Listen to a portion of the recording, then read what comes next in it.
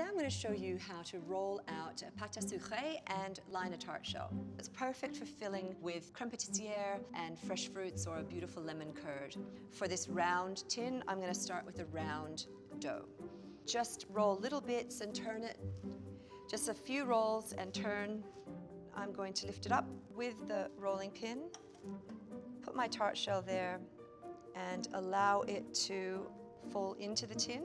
The most important thing to do at this stage is to make sure that the pastry is pressed right into the corner of the tart shell. And then using the heel of our hand here, we're just going to press from the inside out just to create a clean cut edge.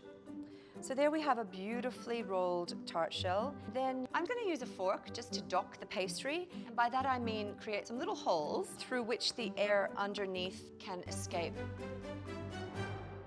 My tart shell's been baked, and you can see I've got a beautifully defined detail on the fluted edges.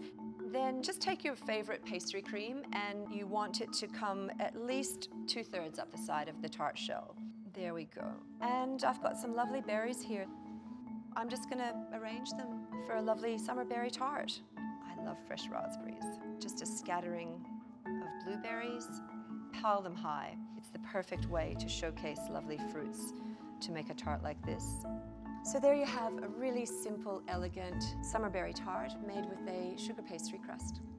This is my idea of the perfect dessert.